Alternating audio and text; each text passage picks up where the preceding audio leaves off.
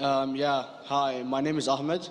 I come from the glorious country of Iraq, and I'm a born Muslim. My problem is that I practiced Islam when I was... Brother, first we request questions from the non-Muslims. Once all the questions from non-Muslims are over, inshallah, we'll give you a chance. Yeah, but I'm telling you my problem only. Okay. But you said you're Ahmed and you're a born Muslim. I am born Muslim. But now are you a Muslim or not? I'm agnostic. Oh, so now you have left the religion of Islam. Yeah, I'm confused. Okay, fine. If you have left the religion of Islam, you can ask the question, brother. Okay. So my question is, how come I don't have the faith that you and the other Muslims have and some of my friends, even though I practiced Islam a lot and I even did Umrah, but I still do most of the sins that are forbidden in Islam, and I sometimes am lazy to do the prayer and the other subjects we have to do in Islam. I have read many books and about other religions and conspiracy theories and documentaries and such. I even have seen your own videos on YouTube, and there are many questions that go around my head about Allah and the Messenger and Muslims in general. And basically the most important question is, you said in one of your debates or questions that Allah is the creator and He's uncreated.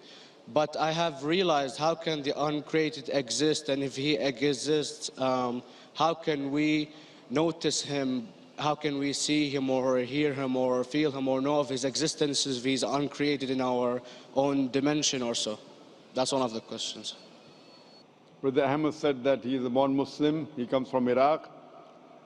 He read the Quran, he read the books, but he commits many sins. He believes maybe sometimes he's agnostic, and he's lazy for praying.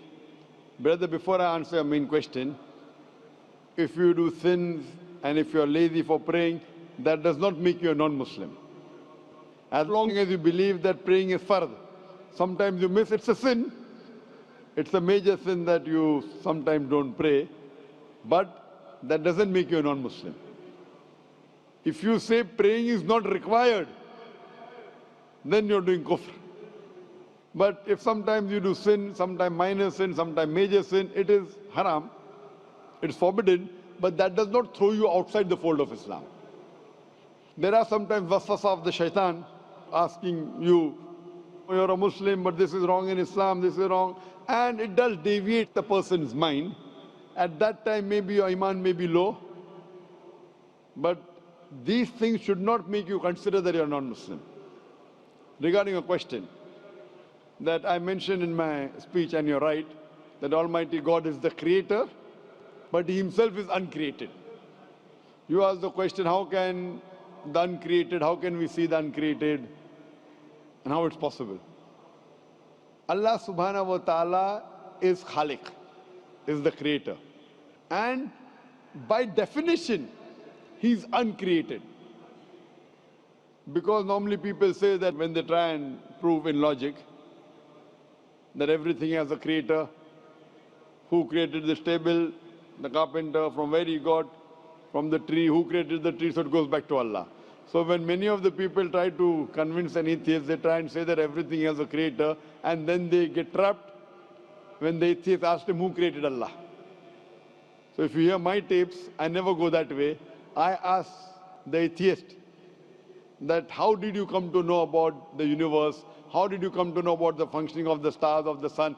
And he says, and goes back, that the creator. So it's the vice versa. So if you know how to deal with logic, you don't trip over this problem with the atheist trap, the Muslims or the believers, by saying who created Allah. By definition, Allah is uncreated. And if you ask the question, who created Allah? If you have heard my tapes, I give the reply, that suppose a person comes and says that my brother John. Yeah, I know, I saw that, I heard that's funny, but I mean, how does he exist if he's uncreated? Not that is Allah. Yeah. That's the difference between you and Allah. How does he exist? Means he was existing. He doesn't have a beginning. You and I have a beginning, that's human being. So that's the difference between us and Allah. You can't say that Allah has to be like us. If Allah is like you and me, why should we worship Him? I see, but have you heard of the phenomenon, the Big Brother? used by various orders and political agendas to control the people and such by implementing it into multiple gods, and then later on it became a monotheistic religions all over the world to make it easier for Big the Brother, people to... sorry, I've never heard of the religion Big Brother. It's not a religion. It's like a theory, an idea, basically. For What does it say? Yes? What does this idea say? What does it say?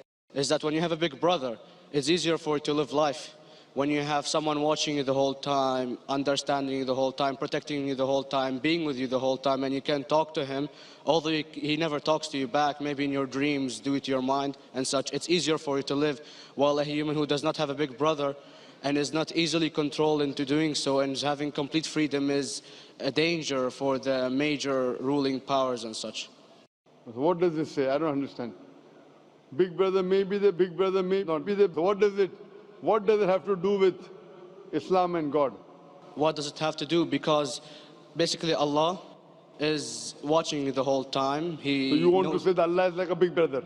Indeed, you use him for your protection so you won't be scared. You know what I mean? See, this is the hypothesis. Hypothesis. If you have heard, how do I convince an atheist? If you have heard my answer, that you said that you're agnostic, you're atheist. Yeah. So first thing I do to an atheist is I congratulate him. What? I congratulate him. Have you heard my answer of atheist? Yeah, you congratulate them and stuff. But I haven't seen your debates with the atheist. I just saw your answers on some questions. Fine, so you haven't seen the answer of atheist? No, but I've seen your debate with David William Campbell. And David William Campbell is not an atheist. Yeah. Now, when an atheist tells me he does not believe in God like your theory of Big Brother, yeah, and if you believe in that theory, I will ask you, first thing I do to the atheist, I congratulate him. You know why?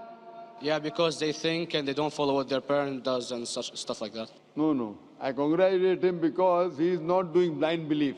The other people are doing blind belief. He is a Christian because father is a Christian. He is a Hindu because father is a Hindu. Most of the Muslims are Muslim because father is a Muslim. He is thinking. He says there is no God. He has said the first part of the Islamic Shahada, La ilaha. The reason I congratulate him is because he has said the first part of the Islamic Shahada, Islamic creed, La ilaha. The only thing I have to do is illallah, which I shall do inshallah. So if you have heard my answer, an atheist becomes an atheist because he believes in science, he believes in logic. Or I ask him that if an equipment is bought in front of him, which no one in the world has ever seen, and if the question is asked that who will be the first person who will be able to tell you the mechanism of this new equipment, what is the answer? Of course, he's going to tell you the producer or the maker of this equipment. Creator, producer, maker. So when we ask him questions that how did this universe come into existence, he will talk about the Big Bang. This what we're going to talk is already mentioned in the Quran 1400 years ago in Surah Anbiya chapter number 21 verse number 30. Avalam yaral lazina kafaru anna samawati wal arda kanat ratkum fataqnahuma. Do not the unbelievers see that the heavens and the earth were joined together and we clove them asunder. This what you came to know 50 years back is mentioned in the Quran 1400 years ago. Who could have mentioned that? Well, in various civilizations in like 2000 or 5000 BC before Islam came or Christianity itself, there was various civilizations that are good in astronomy and they know more about our solar system than we do now, sadly. Brother, your knowledge of science is little, not in-depth. I do agree. There are certain things which were known as hypotheses. For example, we came to know, we were proved that the earth was spherical in 1577. I know that in 6th century BC, there were Pythagoreans who believed that the earth was spherical. But the same Pythagoreans who believed the earth was spherical also believed that the earth was the center of the universe, which is wrong. You show me one civilization which believes 100% what the Quran has mentioned. I challenge you.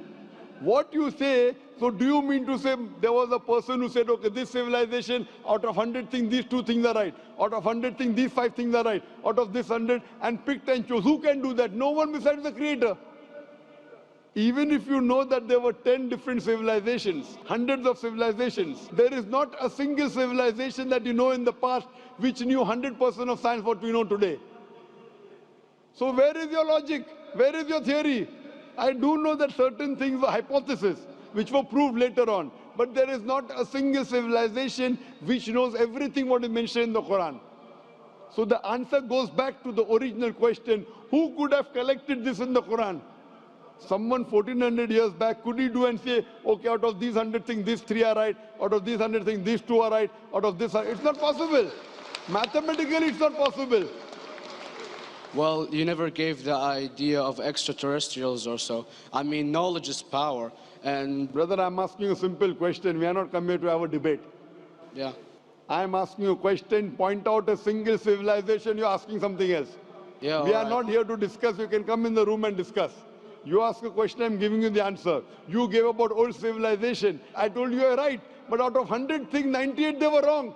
So I'm asking you, who could have mentioned this in the Quran? You're talking something else now. Yeah, well, I'm asking you a simple question, 2 plus 2 equal how much? You are saying, I'm telling you 3 multiplied by 3 is how much? I'm asking a name, you're telling that where do you live? I'm asking a simple question, name me a single civilization which has everything what was mentioned in the Quran. Do you know of any or not? Yes or no? Well, not everything, of course. Even not 10%.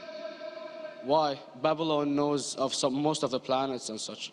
Planet is not the only thing mentioned in the Quran. There are 1,000 things mentioned in the Quran. To say what 1,000 things are mentioned in the Quran, 10% would be equal to 100 things. Did Babylonian civilization knew about 100 things mentioned in the Quran? No, because they don't have the They knew 5 or 6 things. In percentage-wise, very small. So, of course. Who can be the author of the Quran besides the creator to know what is right, what is wrong? Today, science has established the hypothesis mentioned by Babylonian so many centuries back is today proven. So these were hypotheses in the past, which out of them many have been rejected, some have been accepted. So to collect all which is 100% correct has to be from the creator and no one else. Hope that answers the question.